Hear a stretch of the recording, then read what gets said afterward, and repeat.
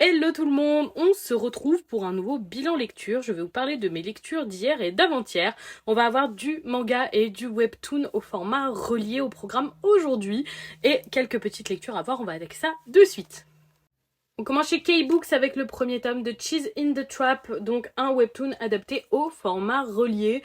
Je vous avoue que malheureusement je n'ai pas du tout accroché à ce titre, c'est dommage parce que je pensais vraiment que ça allait me plaire. Les dessins sont ternes, les couleurs sont assez étranges, les personnages ont l'air presque malades entre guillemets, ils sont jaunes, ça a l'air d'être la charte graphique mais c'est très bizarre parce qu'ils sont pas, ils ont vraiment une couleur jaune un peu maladive.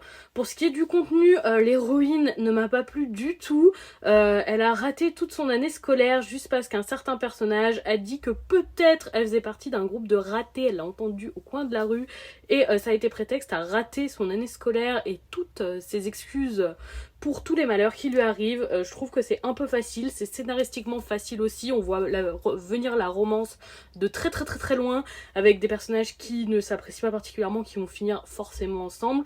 J'ai pas trouvé cette lecture très intéressante et je ne pense pas continuer ce titre. On reste dans les webtoons et cette fois-ci chez Cotoon avec le premier tome de Comment Raeliana a survécu au manoir Green Knight et j'ai beaucoup apprécié ce premier tome. Une fois de plus, on est sur quelque chose de déjà vu et revu en termes de trame, une héroïne qui se réincarne dans son livre préféré qu'elle connaît que trop bien, donc elle sait tous les événements qui vont se passer. Vu et revu comme je vous l'ai déjà dit, mais le personnage de Raeliana est vraiment très intéressant. Elle fait des choix que j'avais pas vu jusque là dans ce style de lecture, des choix très intéressants. La relation qui s'installe est intéressante aussi, également très prévisible, on sent arriver de très loin qu'ils finiront ensemble au-delà de juste un couple fictif, mais vraiment j'ai beaucoup apprécié ce premier tome et ça me donne vraiment envie de découvrir la suite. On finit dans les webtoons avec le 5e tome de Sweet Home édité chez Kiyun, donc par le même auteur que Bâtard, qui a été un énorme coup de cœur. Malheureusement ce n'est pas le cas pour Sweet Home que je pense arrêter. Le récit est très redondant et trop pour moi malheureusement. On a toujours le même schéma dans chaque tome d'un nouveau monstre qui est dans l'immeuble, qu'ils essayent de tuer. On découvre un petit peu plus à chaque fois pourquoi les gens se transforment en monstres, mais au bout de 5 tomes on a très peu de réponses, beaucoup de monstres tués, les lectures sont assez rapides et finalement un petit peu creuses malheureusement. Ça manque de réponses à mon goût, ça manque de renouvellement. Ce titre sera trop redondant pour ma part, sachant qu'il fera 12 tomes en tout et que nous sommes que au tome 5 et que je trouve déjà ça long, je ne me vois pas le lire jusqu'à la fin donc je préfère m'arrêter là. On passe au manga et on commence chez Kurokawa avec les 2 premiers tomes de la Perfect édition de Soul Eater que je trouve vraiment très joli. J'adore le damier qui est juste là.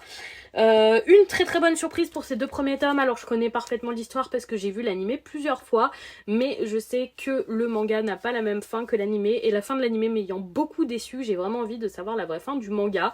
Le premier tome est assez introductif, on découvre nos personnages etc. Et le second tome nous offre un petit peu plus, notamment avec un très beau combat pour Tsubaki et on a pu découvrir d'autres personnages, dont un personnage qui apporte une grosse touche humoristique, c'est d'Excalibur, et l'antagoniste. Donc un second tome très complet. Soul Eater pourrait être pour moi un shonen majeur, mais malheureusement la grosse présence de fanservice qui pour moi est totalement inutile dans ce titre rajoute un point noir sur le tableau. C'est dommage parce que je pourrais complètement adorer la lecture, mais ce petit point fait qu'on n'est pas tout à fait à ça malheureusement avec Soul Eater. On passe chez Delcourt avec encore un gros format, il s'agit du second tome des Enfants de la Mer, donc une série qui sera finie en 5 tomes, c'est une réédition dans la gamme Moonlight. Ça avait été édité de base chez un autre éditeur qui n'existe plus. J'avais bien aimé le premier tome qui était très énigmatique, on reste encore dans quelque chose d'assez entre guillemets philosophique, on ne nous dit pas les choses clairement, on les suggère, des fois c'est un petit peu lourd à la lecture, j'aimerais qu'on soit plus clair et concis dans certains moments où on laisse vraiment planer le doute et on apporte une réflexion sur les éléments. Dans le fond, c'est quand même un très bon titre qui a su piquer ma curiosité et j'ai envie d'en savoir plus sur ces fameux enfants de la mer, mais j'aurais peut-être préféré, dans le fond, quelque chose d'écrit plus simplement, de manière moins prout-prout entre guillemets, à vouloir faire des choses un petit peu pour les intellectuels. On en perd le plaisir de la lecture finalement. Ça reste quand même une très bonne série. J'ai très envie de la découvrir jusqu'à la fin et d'avoir les réponses à mes questions que je n'ai pas encore eues. Et on finit chez Mangetsu avec le second et avant-dernier tome de My Team Mothers, un titre que j'aime beaucoup. On a de très très bons combats dans ce titre. La guerre contre les antagonistes est clairement déclarée et on aura la conclusion dans le prochain tome que je suis curieuse de découvrir. Un très bon titre qui met des femmes fortes en avant, qui vont sauver, entre guillemets, les personnes les plus démunies dans leur quartier, notamment les femmes qui sont enlevées pour diverses activités pas très catholiques, nous dirons. Et un très bon titre, franchement, bonne surprise, je pensais pas autant apprécier, je m'attendais à un titre what the fuck, et pas du tout. On est vraiment dans quelque chose d'assez pertinent, et pour le moment, j'apprécie beaucoup cette lecture, et surtout avoir des femmes fortes sur le devant de la scène. Et donc voilà pour mes lectures d'hier et d'avant-hier. Encore un beau bilan lecture, c'est le deuxième cette semaine et vous en aurez encore un, je pense dimanche soir tout simplement. C'est rare que je poste des bilans le dimanche normalement, mais là on le fera. Et voilà, n'hésitez pas à me dire si vous avez lu certains de ces titres, ce que vous en pensez ou si vous pensez les lire. N'hésitez pas à venir échanger en message privé ou en commentaire si vous êtes sur TikTok, c'est toujours un plaisir.